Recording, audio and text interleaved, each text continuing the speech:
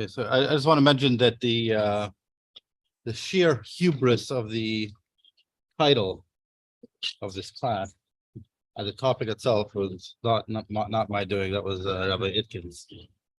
53 chapters of Tanya in 50 minutes. It's a little bit of a undertaking. That's a little bit too much to chew. Which is it's the egotism of that statement is already wildly outstanding.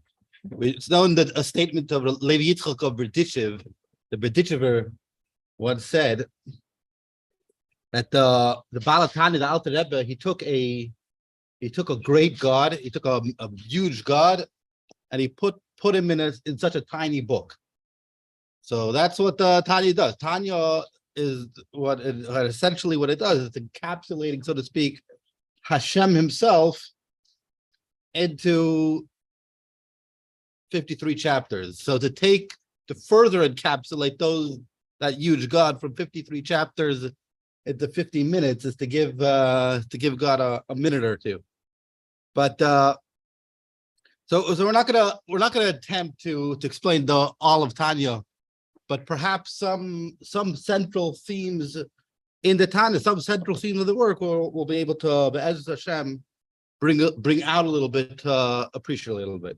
Now, there's a fascinating mimer of the Alter Rebbe himself, where the Alter Rebbe himself kind of encapsulated many chapters of Tanya into 7 paragraphs. It's known the Alter Rebbe, when the way Tanya was written over a period of 20 years, and in those 20 years, essentially, the Alter Rebbe said a tremendous amount of Maimorim of Chassidus, and those Chassidus it was set in different ways. First, there were small treatises, then a little bit bigger until it became drashes, until Maimorim like we have in Torah Or.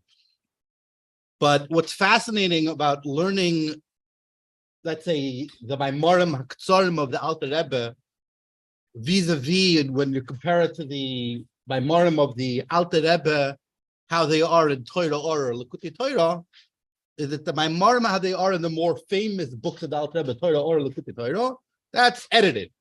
The Tzemach Tzedek took thousands upon thousands of Maimorim, and he chose the choicest Maimorim, and he edited them, and he put them in a sefer. When you study the Maimorim of the Alter Rebbe, they are, let's say, in Maimorim Hakzorim and the like, you could really see the way Tanya developed. You could see the unedited, so to speak, the unedited scripts of the Alter Rebbe, how the Alter Rebbe would say Maimorim, and how these various thoughts, if you reflect on them, you could say how they became entire chapters of Tanya, they became entire philosophies. So this small mimer over here, it's a pithy mimer of 7 lines. But in this pithy statement, this little aphorism, almost a little Torah, it's almost the crux, it's the central themes of half of Tanya. So the Alter Rebbe says like this. Let's start from the second line of this first mimer. The Alter Rebbe says, "L'olam yasim adam atme karasha." A person should always place himself and see himself as a rasha. And it says also, a person shouldn't look at himself as a rasha. Gam Razal, also a rabbi, is a blessed memory, said, a person should be tremendous, humble, of a humble spirit before all people. I feel cotton, even to the smallest of individuals. Mahmas is due to the fact he sees in his friend his own evil. A person should be joyous because of Yismach Yisrael ba'osav ki tachlis briyat ha'olam she'el HaKadosh Baruch Hu dir b'tachlein. A person should be happy in doing Hashem's actions because the epitome, the purpose, the goal of the creation of the world is that the Eibishter, that the Holy One, blessed be He, should have a dwelling place in the terrestrial abode. The Isboinen, and a person should contemplate as a shamayim v'sa oretz anim mole. A person should contemplate the heavens and the earth. I God fill them all. V'kula kamei kol hachashiv, and everything before God is like nothing. Umizeh yavi lo hasimcha, and from here a person will have joy. Mitzad atma, if a person just focuses on themselves, lo yasimcha klal, they won't be joyous whatsoever. They won't be joyous at all.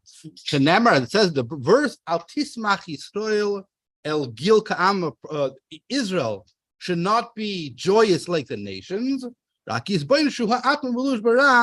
a person should rather contemplate that, notwithstanding that he himself is in evil, nonetheless he praises God, or perhaps it's a typo, he makes God happy.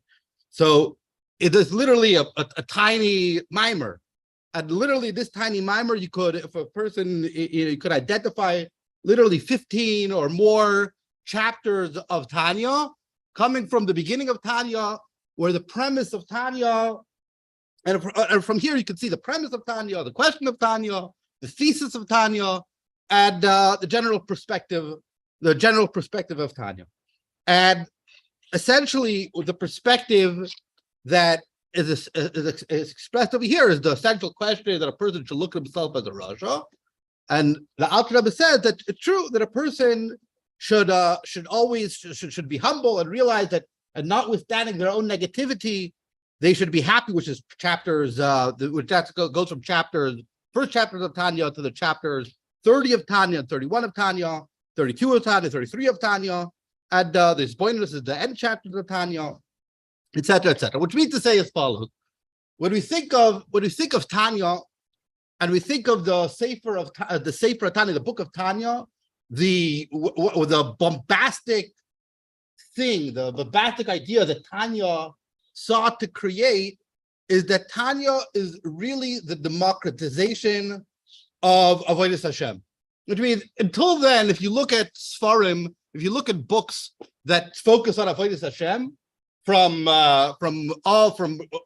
Rishonim to till the Alter Rebbe's times, from Hamaspik Avodas Hashem, or Chayv V'Salavavis, or Reishis Chachma, or Shara Kedusha from Chaim Vital, or all the other books, they're focused on a very select group of individuals. They're focused on a person who's trying to be a tzaddik, that a person who's a perfect individual, and essentially they're all the works until the Alter Rebbe, there were perfect individuals written to perfect people, explaining to them how they could be more perfect. The Alter Rebbe, on the other hand, he wrote the book written by is the perfect book, written by the perfect person, explaining to the imperfect person how it's because of his imperfections that he is perfect. That in his imperfections he is perfect. Which means to say as follows: until the Alter Rebbe created a paradigm shift in all of Avodas Hashem. Until the Alter Rebbe, we knew that if you want to serve Hashem, there's this epic cosmic battle between the various forces that are within man, that inhabit the Olam Katan, that inhabit the small city, which is man. And if you want to serve God, you need to vanquish the enemy and conquer the city to serve God. You need to be a tzaddik. You have a yetzer hara, you have an evil inclination, and if you want to serve God, you need to vanquish that evil inclination. So obviously, there's only a few select people that have the ability, the wherewithal, the time, the patience, the focus, the energy to be able to attempt such a daunting and challenging task. Be a ish, the kikapayim of Ali, who could ascend the mountain of God? Only the few. It's not everybody. But the Alter Rebbe says, but the Alter Rebbe has a premise that is a contradictory premise. It's a paradoxical premise. On one hand, he tells the Oved Hashem that every single person could serve God, which means we're democratizing it. We're saying that every person is not because you can't be a tzaddik. Not just because you can't be a tzaddik does not mean that you have no ability to serve Hashem. You don't need Which means he takes away what was told that considered an integral facet of serving God is the conquering of your Yetzer Hara. He says, no, we're going to take that part away. You don't need to conquer Yetzer Hara. Which means the Beinoni, what the Alter Rebbe introduces in Tanya, as everybody knows, everybody's heard of Tanya before, is the Beinoni premise, the Beinoni thesis, that we're not, instead of saying that there's a tzaddik and there's a rasha, that there's the perfect man, there's the pious man, and there's the evil man, the Alter Rebbe introduces this third category, the Beinoni category, this person that's in the middle, this middleman. And what this middleman is saying is that you could live with a dual identity. You could live in a dual identity where you have two seemingly opposing forces within yourself, and they're both able to both live within the person at the same time, and it's not going to move 1 inch. You're not going to vanquish it or kill it or move it away from you at all. And notwithstanding that, you could be the ultimate servant of God, bar none. As I forget which Rebbe said, one of the Polish Rebbe says that with the Tanya, a person could be a chassid like Avraham Avinu. That with Tanya, you could reach the greatest heights of chassidism, which means it's for everybody. It's for everybody because we've taken away the clause of vanquishing evil. Right? That's the first premise. Now, the other premise, the other flip side of the coin, is that you would say, okay, this is a sefer of Beinanim. It's a sefer that's only written. It's written not to the elite. It's written to the Amcha. It's written to the general folk. It's saying that everybody before, it used to be that service of God was only in the hands of a small class of Jews, but now we've opened service of God to the masses. But it also has the reverse as well. It says not only is Chassidus, not only is service of God something that's the ability to the masses, but this self-same principle, this very principle that we told you is the axiomatic principle which gives the average man the ability to serve God, is the same principle that we're going to tell you that every person needs to serve God, even the greatest tzaddik. Which means it's not to say Alter Rebbe introduces a perspective of Tanya, which is often overlooked, that Tanya was only opening, what Tanya did was open Chassidus, where there was opening a service of Hashem to everybody. But truthfully, on a deeper level, the Alter Rebbe was reframing the avodas Hashem of a tzaddik as well. It says about Hillel Parisher, that Hillel Parisher, it says before he reached the age of bar mitzvah, he was already baki in Kabbalah. He was already studying Eitz Chaim. He said about himself in his later years that before he saw the Tanya, he had thought that he was already a tzaddik. That he thought already that he was a great tzaddik.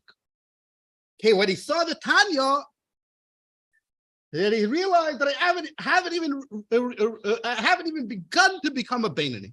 Which means the opening statement of Tanya begins with a paradox. The opening statement of Tanya is to hate tzaddik, va'al tihi rasha, va'afilu kol ha'olam kula omer lecha tzaddik ata, hayeh beinecha k'rasha. Which means be a tzaddik, don't be a rasha. Even if the entirety of the world tells you that you're a tzaddik, you should look at yourself as if you are a rasha, which the Alter Rebbe goes up to explain that it doesn't mean as if you're a rasha, but it means as if you're a Beinoni, which means that the service of the Beinoni is not something that you're going to reach a certain step in avodas Hashem and you're going to graduate from, but no, the premise of the Beinoni, the premise that I'm not a tzaddik, I'm a Beinoni, that is the premise of the avodas Hashem that a tzaddik needs to have as well, which means no matter what level of Avodas Hashem you reach, no matter what mountain you've conquered, you should always look at yourself as if you're on the first step. We see this by the Alter Rebbe himself. The Alter Rebbe, when he was the author of the Tanya, and in later years he was studying Tanya. And one of his Chassidim came to him and he said, "You're studying Tanya too?" And he says, "Believe me, I see in Tanya new things every day." Which and the Alter Rebbe said about himself that I'm a Beinoni. He said also that I'm a Beinoni. I'm not a tzaddik.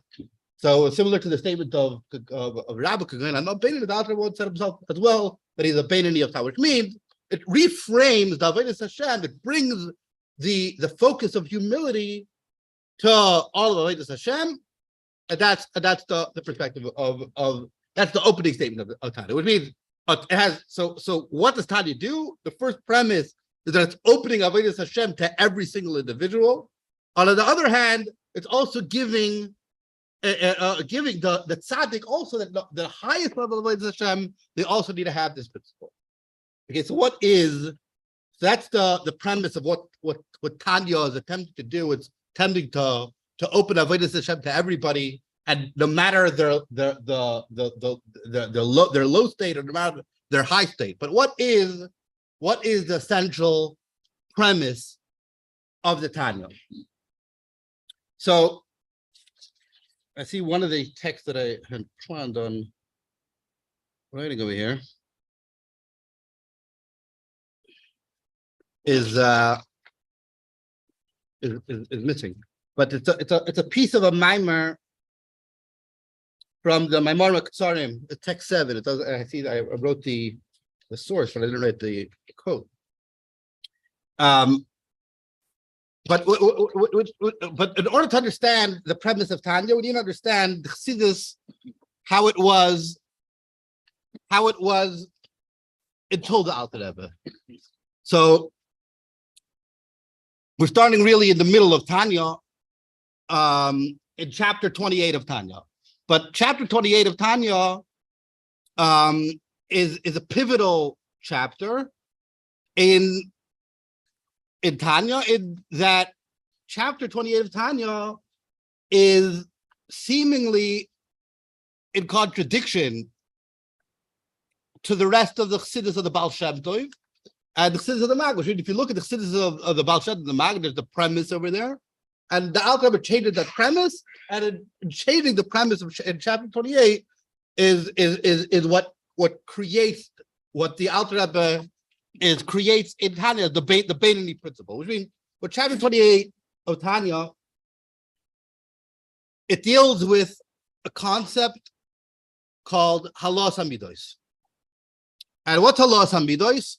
Halos hamidos is, if you look in Keser Shem Tov, if you look in Tzavos Rivash, which are two Sfarim that are authored by the Baal Shem Tov, if you look in our Torah of the Maggid, if you look in Maggid Dvarim Yaakov the Maggid, there's the basic premise, what until then was thought to be the premise of what Chassidus was trying to accomplish, and the Alter Rebbe, and that idea translated, if you look at the Ma'or Einayim from the Nachar Shugnaveler, he talks about it as well a lot, and the other Sfarim of the contemporary students of the Chavrai Kadisha of the Alter Rebbe's contemporaries.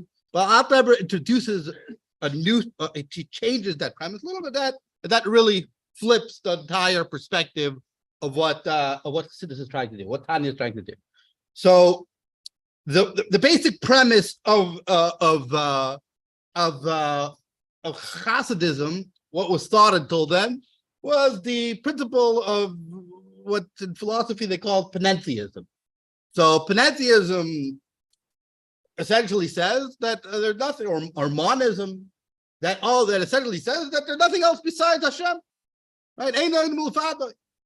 Right? There's nothing else besides God, and if there's nothing else that besides God, that means in the most absolute sense, in the most absolute terms, there's literally nothing else besides God. And that's not only in that goes to the point of antinomianism, that there's nothing else besides God means there's no evil either, right? If ein noin milvado, if the premise is Shema Yisrael, Hashem Elokeinu, Hashem Echad, if the premise is the Lord is God, the Lord is one, then and everything, there's nothing exists outside of a godly reality, then it should be the case that should translate that there's no such thing as evil. So how is there evil? Right. So that's a question that any monist philosophy, any philosophy, any thesis would needs to deal with. So how do you have the presence of evil if there is no evil? So in the doctrine of Kabbalah, as it is in the Baal Shem Tov, you have the idea that truthfully, there is no Ra. There is no evil. There's what there is a problem in your translation.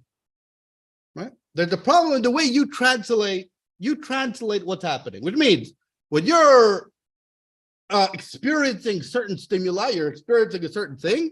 If you don't have the ability, if you're in a small reality, so you can only imagine something that's in the extremes of your imagination. Something that you can't imagine, you're going to see in a totally different way. You're going to translate an experience that you can't understand differently than actually happened. Which means if a child sees something that is not that that only an adult could understand, they're not going to translate it. They're going to translate it in childish terms, and with misinterpreting what's actually happening. So that's what happens in Ra, which means when we're experiencing Ra, when we're experiencing evil, we need to realize that what we're experiencing, we're mistranslating truth, right? So if you're going to mistranslate truth, so you should retranslate. So the Einay Mulvadai doctrine tells you that the focus should be on halas hamidos.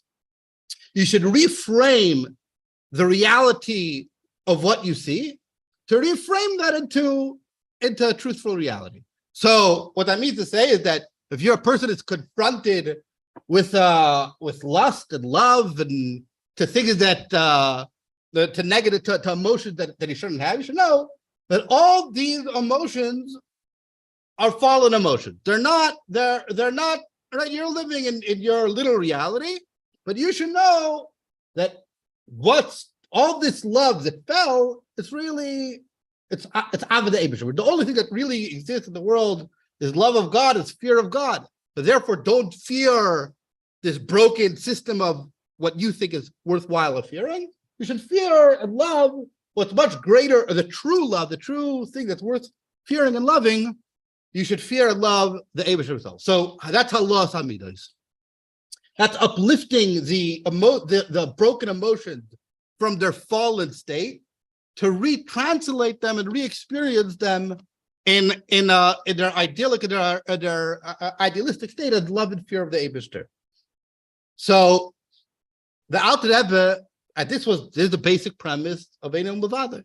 Now the Alter Rebbe says, notwithstanding that this is the premise of Einay Mulvadai, this essential point is the strongest point that the Misnagdim feared, right? Well, what means when the Litvische world, they feared when they saw Hasidism. One of the things that they were most scared of is this perspective. Why? Because they had seen by Shabtai Tzvi, the followers of Shabtai Tzvi, they had this perspective that everything is good, everything is godly. So if everything is godly, then there's no such thing as sin, right? So if there's no such thing as sin, then you could fall to sin. So what the Alter Rebbe does in creating what could be termed as a chassidus that's palatable for the Litvische mind and for the average folk is that the Alter Rebbe reframed the idea, and he said that this premise that seems to be the ultimate premise of chassidus until then, this was not said for everybody. Right? The Alter Rebbe said in chapter Chavkaz, he says, Alti Yishoita, don't be an idiot to actively engage in such practices of halos hamidas, because that was only said for tzaddikim, that was only said for the righteous. But he said, finish off the statement, how can you uplift fallen states if you yourself are in a fallen state? Which means if you are, it's one thing if you're standing on the top of a mountain, you could see the vastness below, you could see the view. But if you're in the valley and you're missing the view, don't try and see a view that you cannot see. So the Alter Rebbe introduces it. He says, okay, this principle isn't said for everybody. Now that it's not said for everybody, we need to create a whole new principle. There's a whole new Beinoni principle. So what's the Beinoni principle? The Beinoni principle essentially is essentially telling the person that there's two eyes. When you say I, right? Generally, when in modern psychology, we say it would consider if a person has multiple personalities, he has a problem with, he doesn't know who he identifies with, he has a psychological disorder. He has a schism in his personality. You have a schizophrenia. There's a schism there. But the Alter Rebbe says that a person really has two eyes. There's literally two eyes, which means until now, Judaism looked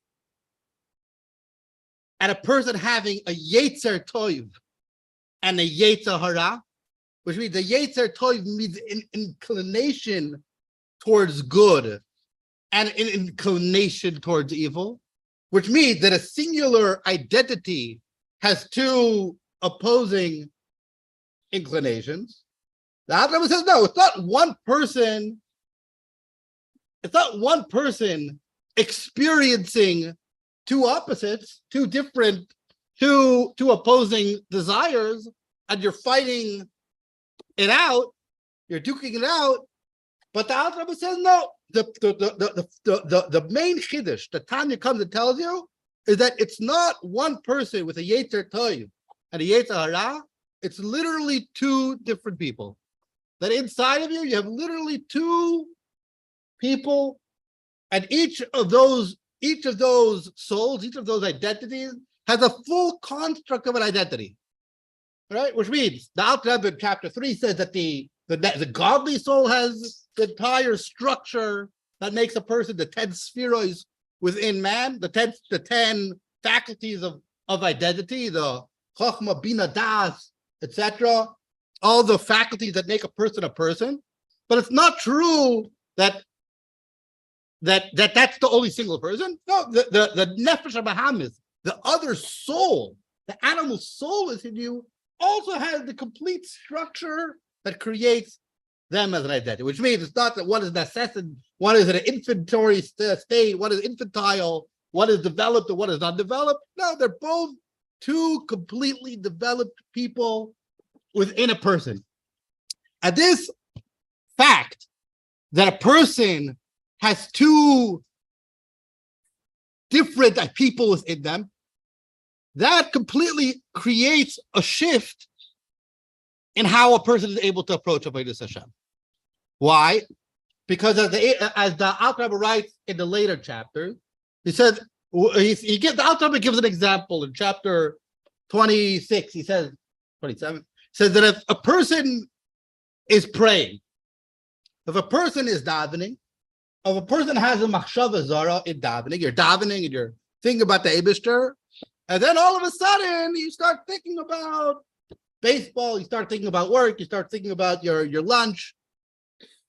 So if you're one person, if you're a single identity, then you're going to say, well, the fact that I'm thinking about baseball while I'm davening, that itself is the indicative, that's the litmus test that I'm not really there. Right? I'm not really truly davening with all my devotion. I'm not truly devoted to God because, look, in the middle of davening, I'm able to have a machshava zara. I'm able to think about all sorts of other things. In chapter 26, though, the Alter Rebbe says that's not the case. 27. Says that's not the case. Why? Because it said that would be the case if a person only had one soul. If a person had one soul, then you're either here or you're there. Right? You're either into God or you're into not God. But being that you're two different people, being that you have two people inside of you, therefore your godly soul is truly davening with all its heart and all its soul. A person has distractions. That's the other guy. That's the other guy living inside of me. The other guy living inside of me, he's doing his thing, right? He's into all the things he's into, and I'm into all the things that I'm into. My godly soul is into all the things that he's into. And what the Alter Rebbe essentially tells the person is rather than choosing to identify with the animal soul, you have the ability to choose, to a certain extent, to identify with the godly soul. And the Alter Rebbe, so which means, how could a person be a Beinoni? How could a person overcome the constant challenges that he's within? And how could it be that a person could serve God truthfully and never conquer and never vanquish the Yetzer Hara? Because you need to compartmentalize. You need to compartmentalize and differentiate between your godly soul and your animal soul. When a person succeeds on doing that, then you can serve Hashem.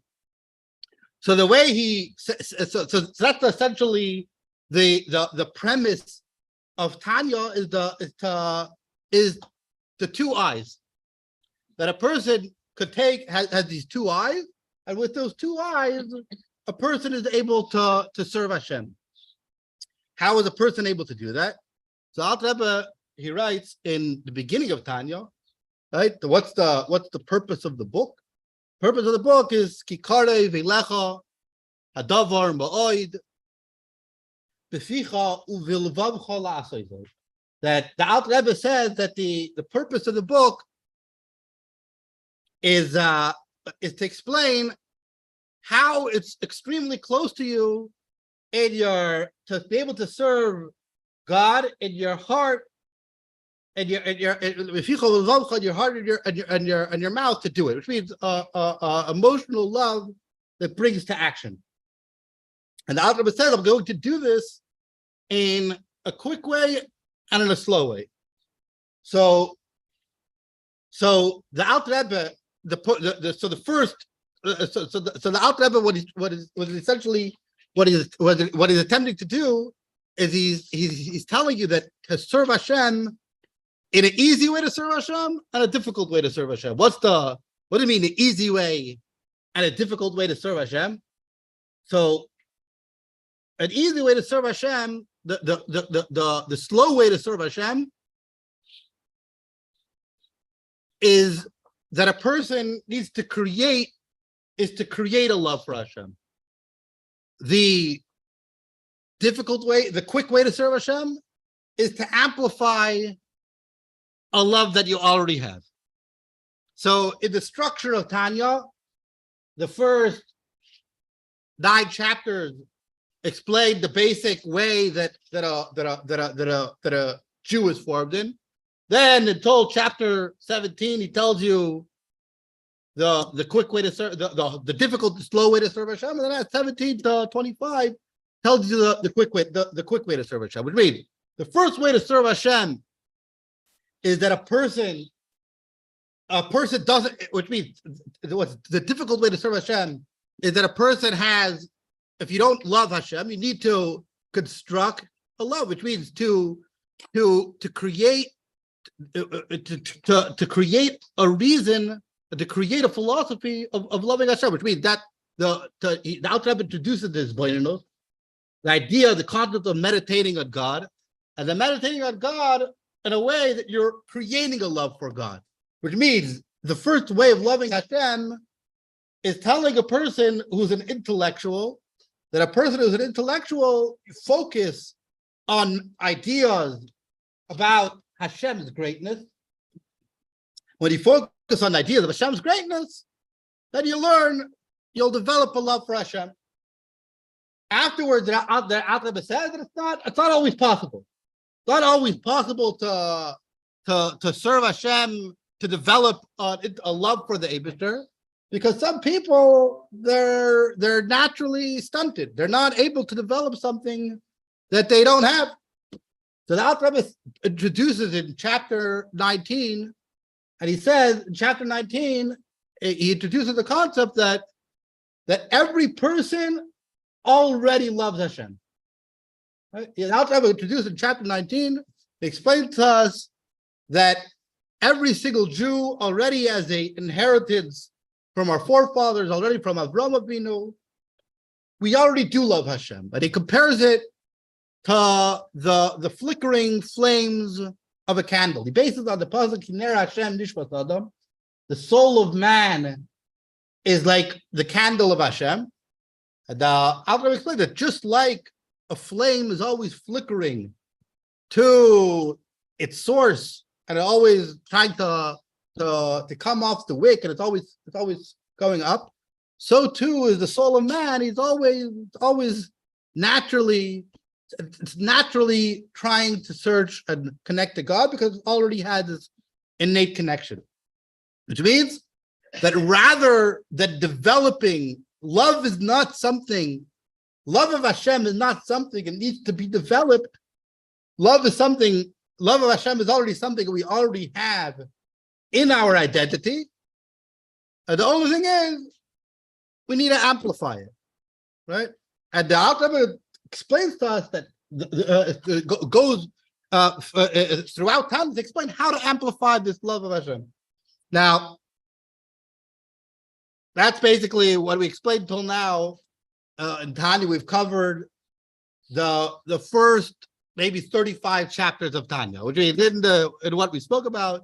It's covered concepts, covered ideas that go to the first 35 chapters of Tanya, which means what is the framework that makes up man? What are the ways to develop? What are the two ways to develop love? What are the challenges, or how to create it, get to humility? What's fascinating about the Tanya, though, is that until chapter 35, until chapter 36 of Tanya, the Alter Rebbe doesn't tell you the why.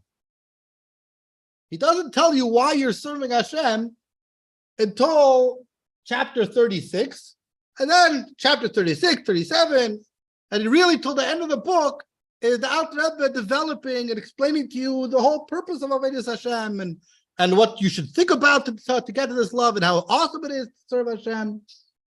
And a person could think to it, it's like if I'm going to write a book, I should first tell you, try to convince you the objective of the service, and then a person should tell you the how, right? But the Alter Rebbe first starts with the how, and only afterwards does he say the why. Only in Perek Lamed Vav does he say that the purpose of the entire world, the purpose of everything, is to create a dira lo yisbarach b'tachtonim, is to create a dwelling place for God. And he explains the importance of doing mitzvahs, and he explains that every mitzvah a person does, they create a dwelling place, and even when a person speaks Torah and learns Torah, they bring godliness into the world in later chapters. And he gets essentially the ideas that he goes on until the end of Tanya, until the end of Tanya, which means in chapter 51, he's talking about how to bring the Shekhinah, that the purpose of it all is to bring the Shekhinah, Lamata, bring the divine presence into this world, and the divine presence dwells in the Kodesh HaKadoshim, in the Holy of Holies, right? So if a person, when you think about it, it could be a little bit bothersome, right? Why are you writing a book and only explaining the reasons, only explaining only explaining the purpose only in the later chapters? First, you would start with the beginning and then go to the end. But perhaps one of the reasons is it's that the Alter Rebbe got it from what we see by the Jewish people themselves, and that's really the beginning of Tanya. That we know that the Jewish people, when they began to serve Hashem, and Hashem asked them, they want the Torah. They first said Nasa. They first said we'll do, and then Nishma. Then we'll hear. So too in the Tanya, the primary premise of the work is the la'asoisoi, to do the kikare vilecha adavar ba'oy b'ficha v'alcha la'asoisoi, which means the purpose of all the love and all the b'ficha is the action, how to do, and only afterwards we explain how to the purpose of what is accomplished by doing it. So in chapter Memvav, the Alter Rebbe, in chapter 46, the Alter Rebbe says the tremendous point of what's accomplished of when a person should imagine about doing the Torah mitzvahs is that a person should which helps a person realize the great love that the Eibusher has for us and the reciprocal love that